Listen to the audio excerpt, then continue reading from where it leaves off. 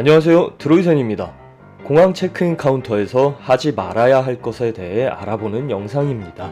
공항 체크인 카운터에서는 정말 너무나도 황당하고 이상한 상황이 많이 벌어집니다. 보통은 저번 영상에서 설명한 체크인 카운터에서 승객이 해야 할 일들을 봤을 때 문제가 생길 게 별로 없죠. 정상적으로 수속하고 짐을 보내고 나오면 끝이거든요. 그런데 이런 절차를 거스르거나 정해진 흐름을 벗어나려고 하는 상황에서 문제가 발생합니다. 우리가 먼저 알아두어야 할 부분이 있어요. 항공사에는 규정이 있습니다. 그런데 이 규정은 승객과 항공사의 이분법으로 나뉘었을 때 항공사의 규정이라고 부를 수 있는 것이고요. 항공사 자체적으로 봤을 땐 자신들의 자체 규정이 아닌 것들이 굉장히 많습니다. 이게 무슨 얘기냐 하면 항공사는 비행기를 이용한 운수회사입니다. 그 운수회사가 생길 문제 중에 가장 크게 작용하는 것은 첫 번째가 안전이고 두 번째가 보안이에요. 자, 참고로 여기서 보안이라는 것은 이 항공사 그 회사만의 자체 기밀이라든가 이런 부분의 보안이 아닙니다. 국가적인 보안에 관련된 부분을 이야기하는 거예요. 테러나 이런 부분 관련된 것도 보안에 속하는 거예요. 그런데 이 안전과 보안에 관해서 대부분 강력하게 작용하는 것은 국가에서 정해놓은 규정에 맞추는 것이에요. 그래서 항공사 직원들, 특히 공항 직원들은 이에 관련한 규정 숙지 및 교육을 따로 받으면서 엄격하게 관리가 됩니다. 이런 부분을 어기게 되면 어떻게 되냐고요? 그 정도가 가볍다면 법무부 같은 곳에 불려가서 강하게 주의를 받는다던가, 정도가 심각하다면 바로 거액의 벌금이 항공사로 날아오게 됩니다. 국가에서는 이 관리를 항공사에게 맡겨놓고 각 승객에 대한 책임도 지게끔 하고 있어요. 자, 다시 돌아와서 체크인 카운터를 생각해보죠. 보통 문제가 생기는 것은 기본적인 상식으로 봤을 때에는 큰 문제가 없는데 항공사에서 딱 잘라서 안 된다고 얘기하는 부분에서 생기는 것이 많겠죠. 대표적인 것으로 여권을 볼 수 있을 텐데요. 여권이라는 것에서 문제가 생길 만한 부분은 보통 두 가지입니다. 여권의 훼손이나 혹은 여권의 유효기간 문제죠. 자, 여권 훼손은 말씀을 안 드려도 잘 아시겠죠. 이 훼손의 정도가 굉장히 심하거나 이런 부분이 아니라 크고 작은 것에 관계없이 모든 훼손에 관련된 부분이에요.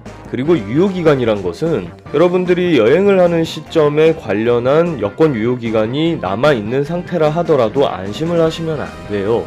방문 국가마다 자체적으로 여권의 유효기간이 얼마 이상 남아있어야 한다는 규정이 있거든요. 야, 나 2박 3일 여행 가는데 여권 유효기간이 다음 달에 끝나네? 그럼 문제 없네? 이게 아니라는 거죠. 유효기간이 6개월 이상 남아있어야 입국이 가능한 나라도 있습니다. 자, 다른 경우는 또 이런 게 있죠. 여권 이름과 항공권의 이름, 그러니까 이름 자체가 틀린 것이 아니라 스펠링이 약간씩 틀린 그런 부분이 있을 수 있습니다.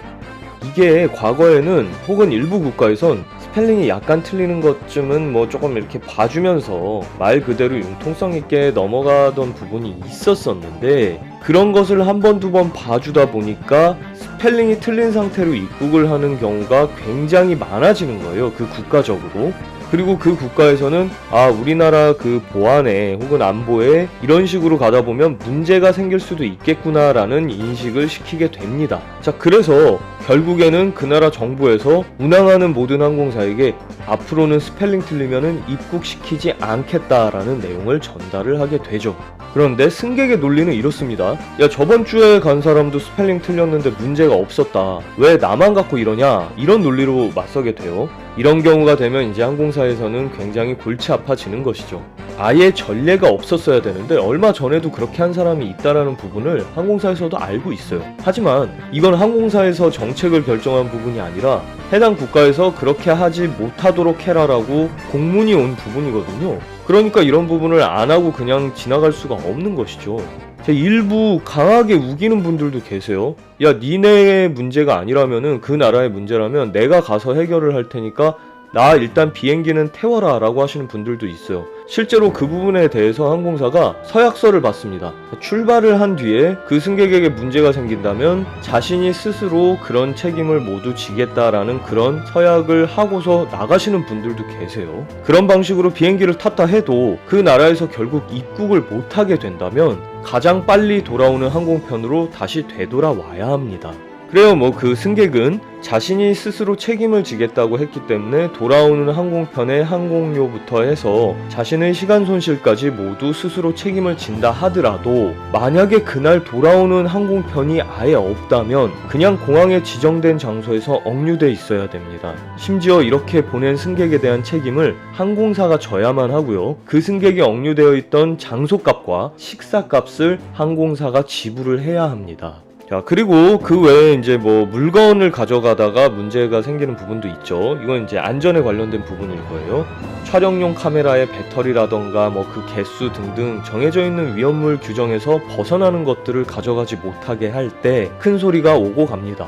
그 물건을 공항에 버리고 갈 수 있는 것도 아니고 항공사에 잠깐 맡아달라고 해도 맡아주지 않고, 이러니까 기분 나빠져가지고 소리를 막 지르시는 분들도 계세요. 자, 이 위험물은 운항에 문제가 생길 수 있는 물건들을 아예 탑재를 못하게 하는 거고요. 그런 과학적인 이유가 있어서 생긴 규정인데 그걸 마구 항의한다 해도 과연 이게 가능하게 될까요? 이거 비행 중에 기내에 이상이 생기면 최소한이 회항이고요. 운 나쁘면 모든 승객에게 상해가 생길 수도 있잖아요. 그러면 돌아올 때까지 물건을 맡아달라는 건 왜 안 해주냐고요? 여기는 운송회사입니다. 물건을 위탁하는 서비스를 하는 곳이 아니에요. 단순히 돈을 받기 위해서 그러는 것이 아니라 물건에 이상이 있거나 뭔가 문제가 생겼을 때에는 그 관련된 사항을 팔로우할 수 있는 규정이나 근거가 없습니다. 그렇기 때문에 하지 않는 거예요. 그래서 기본적으로 사업 범위의 밖에 있는 그런 업무가 되는 것이에요. 자, 이 이외에도 여러가지 경우가 굉장히 많습니다만 이런 부분에 대해서 특히 항공사가 아닌 국가에서 정해놓은 지침에 관련한 부분에 문제가 생기는 경우가 많다는 것이죠. 그래서 어느 정도 내고하는 듯이 그렇게 이야기를 하는 것이 아니라 딱 잘라서 안 된다고 하는 경우가 많고, 이 부분에 대해 기분 나쁘다고 서비스가 엉망이라는 느낌을 받으시는 분들도 있으신 것 같아요. 자, 그런데 오히려 업무를 하시는 항공사분들은 그냥 원하시는 거 해드리고 충돌 없이 진행하는 것을 더 좋아해요. 이런 상황이 한번 생길 때마다 굉장히 힘들어 하시거든요. 자, 마지막으로 큰 소리 내면서 욕을 하시거나 아니면 폭력적인 행동을 하는 분들이 계세요. 한국의 항공사 직원들은 서비스라는 마음 아래 참는 경우가 많습니다. 그런데 이거 원래 규정은 그런 상황이 벌어지면 공항경찰대를 부르게 되어 있어요. 이게 단순히 내가 이 승객을 상대하기 싫어서 그런 게 아니라 다른 승객들한테 피해가 갈 수 있기 때문에 다른 승객에 대한 보호 조치를 취하게 되어 있는 것이란 말이죠. 그 폭력적인 상황이 다른 승객들에게 번져오지 않아도 최소한 체크인을 하는 시간이 원래 아무 일 없을 때보다 많이 늦어지는 것은 명백한 사실이라서 다른 승객에게 피해는 100% 가게 될 수밖에 없습니다. 자, 이렇게 듣기만 해도 피곤하고 기분 나쁠 만한 상황이 생기지 않게 하는 방법은 내가 놓치고 있는 부분이 없는지 잘 생각해보고 혹시나 모를 만한 부분이 있다면 미리 항공사에 연락해서 체크해보는 부분입니다. 자, 우리 다음 영상에서는 입국장으로 향한 뒤에 해야 할 것들을 같이 살펴보도록 하겠습니다. 오늘도 함께 해주신 여러분들께 감사드리고요. 지금까지 드로이센이었습니다.